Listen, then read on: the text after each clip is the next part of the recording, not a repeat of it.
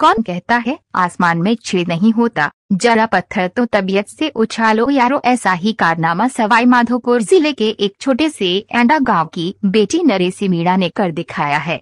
नरसी महानायक अमिताभ बच्चन के शो कौन बनेगा करोड़पति में हॉट सीट पर पहुंची है।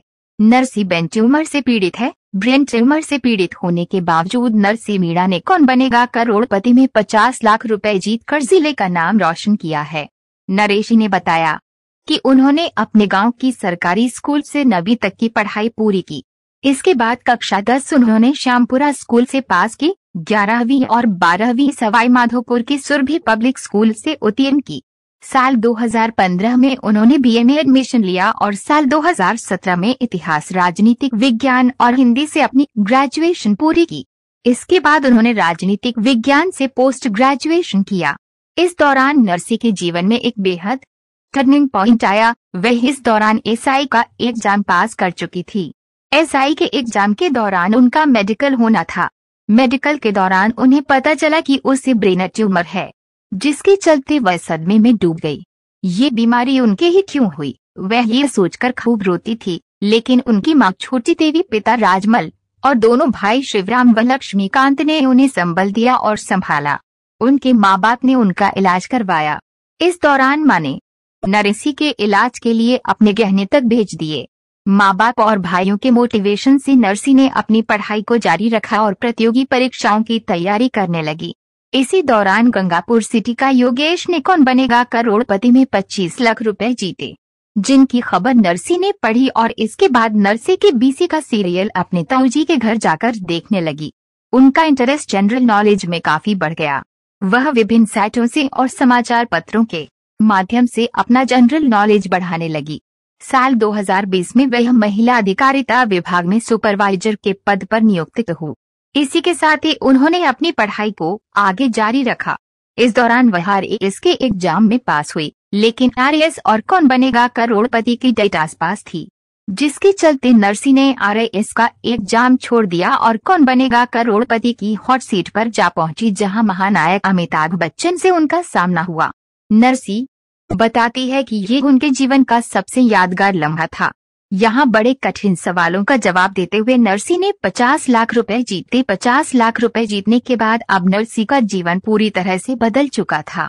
देश, प्रदेश और हर जगह उनके काम की चर्चा है। 50 लाख जीतकर अपने गांव आने पर ग्रामीणों ने नरसी का फूल मालाओं और बैंड बाजे से स्वागत किया। नरसी बताती हैं कि 50 लाख रुपए जीतने के बाद अब वे अपनी मम्मी के जेवर दोबारा से बनवाएंगी। अपने पिता के लिए भी एक खूबसूरत सा तोहफा देंगी। वही नरसी का कहना है कि वे सवाई माधोपुर में किराए से रहती हैं, तो इन पैसों से अब वे सवाई माधोपुर में कोई मकान भी खरीदने का मन बना रही है। कौन बनेगा करोड़पति के 16वें सीजन के एपिसोड में 50 लाख रुपए जीतकर जब नरसी मीणा एंडा गांव पहुंची तो गांव वालों ने उसका भव्य रूप में स्वागत किया और पूरे गांव में जुलूस निकाला। जगह जगह ग्रामीणों ने माला पहनकर नरसी मीणा का स्वागत और सम्मान किया। अचीवमेंट हासिल किया है, आपको कैसा फील होता है?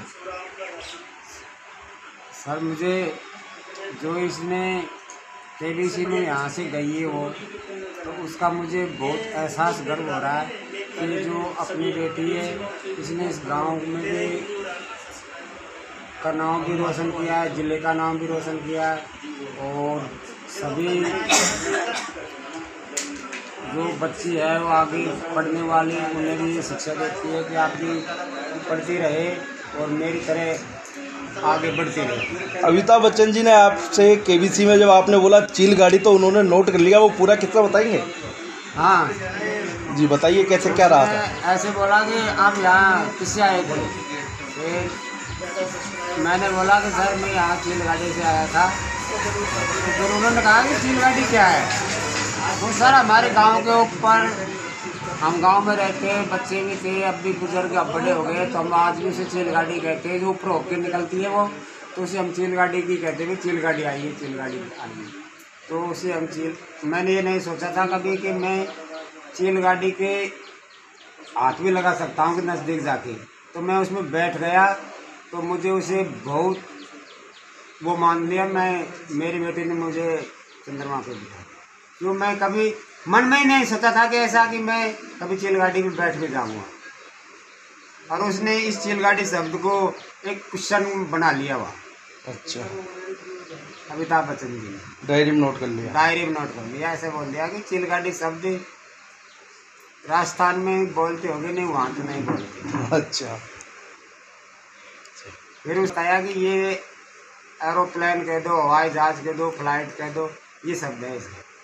तो सर हम तो इसे देसी भाषा में चिल गाड़ी कहते हैं।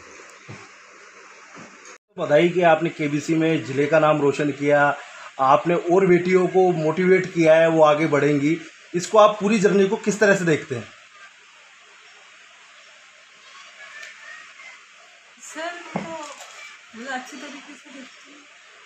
आप केबीसी में गए, आप अमिताभ बच्चन से हाँ, मिले, मतलब आप कि ऐसे इतने छोटे से गांव से निकल के इतने बड़े मंच पर जाना मतलब मेरे लिए बहुत बड़ा अचीवमेंट है, और ये मेरे कॉन्फिडेंस को और बढ़ाएगा। और मतलब जो लोग लड़कियों को कमज़ोर समझते या फिर मानते हैं ना कि लड़कियों को पढ़ाने से ज़्यादा कुछ फ़ायदा होने वाला नहीं, क्योंकि उनकी तो शादी हो जाती है दूसरे घर, तो मुझे लगता है कि इस सोच में ना वो चेंजेज आना चाहिए। ऐसा नहीं है कि लड़कियों को पढ़ाने से कोई फ़ायदा नहीं, क्योंकि ये भी तो देश की नागरिक है, और जब है ना लड़कियां पढ़ेगी तो देश ऑटोमेटिक ही देश के प्रधानमंत्री भी कहते हैं। प्रोग्रेस करेगा। और दूसरी बात है मतलब मेरे पेरेंट्स ने मुझे बहुत सपोर्ट किया, तो हमें भी तो मतलब मुझे भी तो कुछ देना चाहिए ना पेरेंट्स को। अभी आपने केबीसी के लिए आरएस का एग्जाम छोड़ दिया था, वो आप आपकी तैयारी को आगे कंटिन्यू रखेंगे? जी, अभी आप किस विभाग में कार्यरत हैं? वुमेन एम्पावरमेंट डिपार्टमेंट है, अच्छा, एज ए सुपरवाइजर।